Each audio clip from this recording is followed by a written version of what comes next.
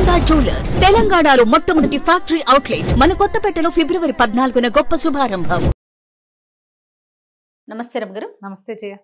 రమగారు, మీరు తెలివైన వాళ్ళ కథలు, అమాయకుల కథలు, మోసపోయే వారి కథలు, ఇలాంటి రకరకాలు కేటగిరీ వైజ్ గా కూడా చెప్తూ ఉంటారు. అలాంటిది ఏదైనా ఒక కథ చెప్పండి. ఒక అమాయకుడి కథ చెప్తా. ఓకే. పూర్వం పల్లెటూరులో ఓ ముసలి మామ మనవడు ఉండేవారు.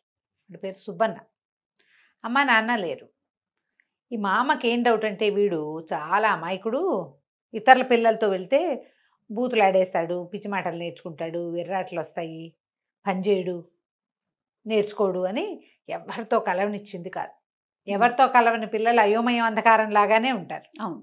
పిల్లలకి తెలివి రావాలంటే సోషల్ బిహేవియర్ కావాలి. అది కూడా పిల్లలతో ఎక్కువ ఉండాలి కదా రమగారు, వాళ్ళ వయసు వాళ్ళతో ఉండాలి కదా. వాళ్ళ వయసు వాళ్ళతో ఉంటే క్రమంగా అన్నీ వస్తాయి. అవును అవును. అయితే ఏవి ఎవరో చూస్తున్నారు అక్కడ, అన్నీ వస్తాయి, లేకపోతే ఏమి రావు. అయితే ఏమైందట, ఈ సుబ్బన్నకి తెలివితేటలు లేవు. ఊళ్ళో వాళ్ళంతా వినిపించి వెతమనుకునేవాడు, అమాయకుడుగా ఉండేవాడు. ఇక్కడ ఎవరితో ఆడుకోవడానికి ఉండేది కాదు కదా. కాసేపు ఊర్లో బలాదూరు తిరిగి వచ్చేవాడు. ఈ బలాదూరు తిరిగేటప్పుడు ఊరి చివర ఒక మర్రి చెట్టు, అక్కడ ఓ 4 చిట్టి కుక్క పిల్లలు కనపడ్డాయి. కుక్క పిల్లల్ని చూస్తే ఎవరికైనా భలే ముద్దుగానే ఉంటుంది. వీడేం చేశాడు, వాటితో ఆడుకోవటం మొదలుపెట్టాడు. రంగడు, లింగడు, రాముడు, భీముడు అని పేర్లు పెట్టుకున్నాడు 4 కుక్కలకి. ఏ రంగారా అంటే వచ్చేది కుక్క పిల్ల. చక్కా 4తో ఆడుకునేవాడు. రోజు వాళ్ళ అవ్వబెట్టినవి తినేసి పోయి మర్రి చెట్టు కింద ఆడుకునేవాడు. ఏదో మాట మీద అక్కడ స్నేహితులు ఉన్నారని చెప్పాడు. ఎవర్రా వాళ్ళంటే చాలా మంచివాళ్ళు, వాళ్ళు అవి కుక్కలు అని చెప్పడం వాడికి తెలియదు. చాలా మంచివాళ్ళు, చక్కగా ఆడుకుంటారు, రోజు నా కోసం వెయిట్ చేస్తూ ఉంటారు అని చెప్తే, పోనీలే ఎవరో మంచి వాళ్ళతో స్నేహం కుదిరింది, పిల్లాడు ఆడుకుంటున్నాడు అనుకుంది. అయితే కొన్నాళ్ళు అయిన తర్వాత ఊళ్ళో వాళ్ళందరూ చెప్పేవాళ్ళు, ఏమీ సంపాదన లేకుండా పిల్లాడు పాడైపోతాడు అంటే ఈవిడ కూడా ఆలోచించి సరే తన సంపాదనలో నుంచి ఒక 1/2 రూపాయి తీసి, మరి ఒరే అట్ల వ్యాపారం పెట్టుకుందాం మనము, నువ్వేం చేస్తావంటే కోమటి కొట్టుకెళ్ళి శెట్టి గారి దగ్గర ఒక పావలాకి బియ్యము మినపప్పు కొనుక్కురా. అప్పట్లో రేట్లు తక్కువ కదా, అవో గ్లాసు ఇదో గ్లాసు వస్తాయి. పావలా కొనుక్కురా, మరి రుబ్బి అట్లు పోసిస్తా. అట్లు మర్రి చెట్టు కింద ఎట్లాగూ నీ స్నేహితులు వాళ్ళు వీళ్ళు ఉన్నారు, అక్కడ కూర్చుంటున్నావు, ఊళ్ళోకి వచ్చేవాళ్ళు వెళ్ళేవాళ్ళు అక్కడే కనపడతారు, అమ్మేద్దు కానీ అమ్ముకుంటే మనకి వ్యాపారం కలిసి వస్తుందని చెప్పింది. వ్యాపారం తెలివితేటలు బాగున్నాయి కదా, సరే అవ్వ 1/2 రూపాయి ఇస్తే అవి పుచ్చుకుని కొట్టుకెళ్ళాడు. శెట్టిగారి కొట్లో పావలాకి ఓ గ్లాస్ అది ఓ గ్లాస్ ఇది తూచిచ్చారు.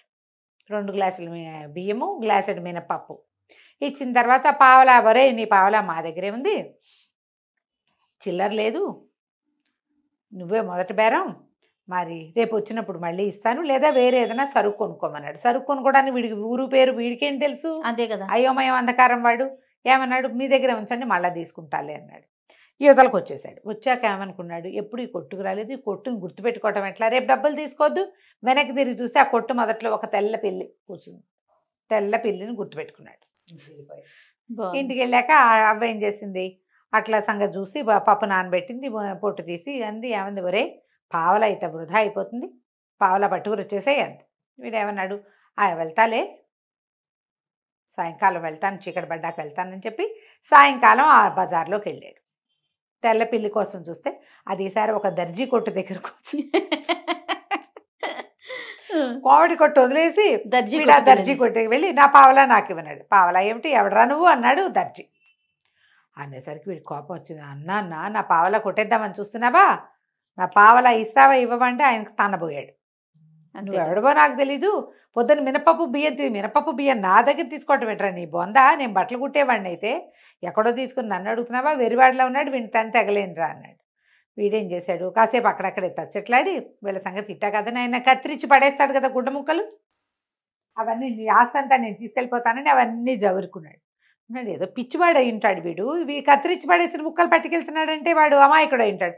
పోనీవయ్యా సాయిబు అని కేకలేశారు మిగిలిన వాడు. ఆయన ఊరుకున్నాడు దుకాణం ఆయన. వీడేం చేశాడు, మొత్తం తీసి ఇట్లా మూటల్లే కట్టి ఇంటికి పట్టుకెళ్ళేసరికి ఆవకు చెప్పాడు, అత్త అవ్వ ఆయన మన పావలా కొట్టేద్దామని చూశాడు, కొట్టాయన ఎదిగో చూడు ఇవన్నీ పట్టుకొచ్చానని ఇట చిన్న గావంసా లాంటిది ఉంది, పంచ లాంటిది కట్టుకుంటాడు, అందులోకి ఇట్లా మూట కట్టాడు అనమాట. ఆ మూటని ఇట్లా విదిలిస్తే గుడ్డు మొక్కలన్నీ పడ్డాయి. చివరికి టంగుమని మోగింది. గుడ్డ మొక్కలు చూసి అవ్వంది, ఒరే నీ బొంద ఇట్లాంటివి తెచ్చావేమిట్రా, ఏమిట్రా అది, ఆ టంగుమంది ఏమిట్రా అని తీరా చూస్తే అది 1 రూపాయి కాసు. ఎవరో ఆ దర్జీ దుకాణానికి వచ్చి రూపాయి పోగొట్టుకున్నారు. ఈ గుడ్డ ముక్కల్లో రూపాయి దొరికింది.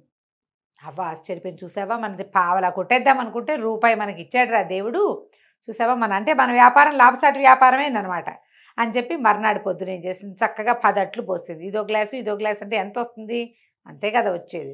10 అట్లు పోసి పెద్ద పెద్దవి చక్కగా తామరాకులో పొట్లం కట్టి, ఒరే అక్కడ ఆడుకుంటావు కదా 2 తిను నువ్వు, మిగిలిన 8 అట్లు ఒక్కోటి అర్ధనాకి చొప్పున అమ్ము, 4 గణాలు వస్తాయి మనకి అని చెప్పి పొట్లం కట్టించు. వీడేం చేశాడు, అక్కడికి పోయి పొట్లం ఓపెన్ చేశాడు. అట్ల పొట్లాలు ఓపెన్ చేస్తే ఎంత గుమాయింపుగా వాసన వస్తుంది.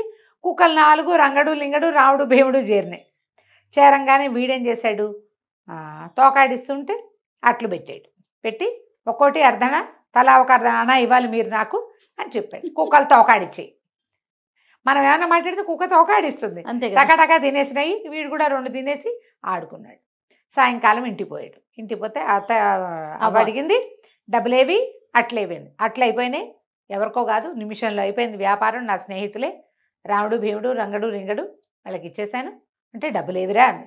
ఆ డబ్బులు లేవుట నేను అడిగాను, డబ్బులు లేవని చెప్పారు వాళ్ళు. అంటే తోకాడిచ్చాయి, డబ్బులు ఉన్నాయా అని అడిగాడు, తోకాడిచ్చాయి కానీ ఇవ్వలేదు అంటే లేవన్నమాట.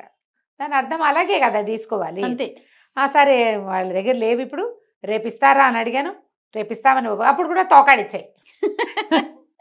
రేపిస్తారు అంటే వాళ్ళ అవ్వంది, రీటా రూబేరాలు పనికిరావురా, వ్యాపారం దివాళా ఎత్తిపోతుంది, అట్లా చేయకూడదు, మరి ఇట్లా కాదు, నువ్వు డబ్బులు అడిగి తీసుకోవాలిరా. మర్నాడు కూడా అట్లు పోసింది. అట్లు పట్టుకెళ్తే మళ్ళీ అట్లని తినేసినాయి కుక్కలు. తినేసాక డబ్బులు మాట ఎత్తట్లా. వీడి కోపం వచ్చింది, అన్న నన్ను మోసం చేద్దాం అనుకుంటున్నారా, డబ్బుల సంగతి తేల్చండి ముందు అనేసరికి మళ్ళీ తోకాడిచ్చింది. వీడి కొళ్ళు మండిపోయింది. ఏంటి అన్నిటికీ ఒకటేనా మార్గం, అదే కదా, ఉన్నాయా అంటే తోకాడిస్తావు, లేవా అంటే తోకాడిస్తారు, ఇలా కుదరదు అని ఒక కర్ర తీసి కొట్టబోయాడు. ఓ 3 కుక్కలు పరిగెత్తేసినాయి. ఓ కుక్క దొరికేసింది, గట్టిగా దెబ్బలు తిని అది కుయ్యో మర్రని కుంటుకుంటూ పరిగెత్తుకుంటూ వెళ్ళింది. ఆ 3 కుక్కలు ఏ పక్కకు పోయినాయి వీడికి కనపడలా. దెబ్బ తగిలిన కుక్క స్లోగా వెళ్తుంది, దాని వెనకాల పడ్డాడు. దాని వెనకాల పరిగెత్తేసరికల్లా అటా వెళ్ళి అదేం చేసింది, ఒక దీంట్లోకి సత్రంలాగా పాడుపడిపోయిన సత్రం ఉంటే ఆ సత్రంలోకి దూరి. అక్కడ ఏంటంటే కొంతమంది దొంగలు పాడుపడిపోయిన సత్రాల్లోకి అడవుల వైపు ఉంటే ఎవరు వస్తారు, ఊరి మొగదల్లో ఉండే వాటికి ఎవ్వరూ రారు. వాళ్ళు ఏం చేశారు, ఓ 3-4 అక్కడ కూర్చున్నారు. కుక్క అరుపులు, మనిషి వస్తున్న సందడి వినపడేసరికల్లా డబ్బులు అక్కడ వదిలేసి పరిగెత్తుకుంటూ వెళ్ళిపోయారు. ఆ కుక్క లోపలికి వెళ్ళి ఓ మూల దాక్కుంది. వీడు లోపలికి వెళ్ళేసరికల్లా ఇట్లా పరిచున్న ఒక గుడ్డ, దాంట్లో అన్ని డబ్బులు కనపడ్డాయి. ఆశ్చర్యపోయాడు, ఒరే ఏమిటి ఇక్కడున్నాయా మీ డబ్బులు, ఆ డబ్బులు ఉన్నాయని ముందే చెప్తే నేను ముందే వద్దురు కదా కొట్టకుండా అని ఆ డబ్బులు చెత్తపుచ్చుకున్నాడు. ఆ కుక్కను పిలిచాడు, విజిల్ వేసాడు, దాదా నేను కొట్టను. కర్ర పారేసేసరికి అది అర్థమైంది. కుక్కను నిమిరి, నీ చక్కగా నీ దగ్గర నీ డబ్బులు ఉన్నాయని తెలిస్తే రోజు పెడుతుంది కదా అట్లు, నీకు ఇంకో 2 ఎక్స్ట్రా పెట్టేవాడిని, పద ఇంటికి వెళ్ళిపోదామని ఆ కుక్కను వెంటబెట్టు తీసుకొచ్చాడు. అది మర్రి చెట్టు దగ్గర కూర్చుంది. వీడి ఇంటికి పోయి వాళ్ళ అవ్వకి ఇచ్చాడు డబ్బులు. అవ్వ తెలపోయింది, నిన్ను డబ్బులు ఎవరు ఇచ్చారా, మనకు రావాల్సింది 4 అణాలే, నిన్నటివి 4 ఇవాళకి 4 8 అణాలు అనేసరికల్లా వాడు అన్నాడు, అది కాదవ్వా వాళ్ళు 4 తోకాడిచ్చారన్నాక, తోకాడిచ్చడం ఏమిట్రా, నీ ఫ్రెండ్స్ అన్నావు కదా. అదే అవ్వా వాళ్ళే నా ఫ్రెండ్స్, తోకాడిస్తారు అనేసరికి ఇక అవ్వకి అర్థమైంది, కుక్క అవి కుక్కలు అని. సరే ఇవి ఎక్కడి నుంచి వచ్చాయంటే జరిగిందంతా చెప్పాడు. చెప్పంగానే ఆవిడ అనుకుంది, ఓహో డబ్బులు అయితే బాగానే వచ్చినాయి, వీడు వెళ్ళిన సంగతి కూడా వాళ్ళు చూడలేదు కాబట్టి మనకు వచ్చే ప్రమాదం ఏం లేదు.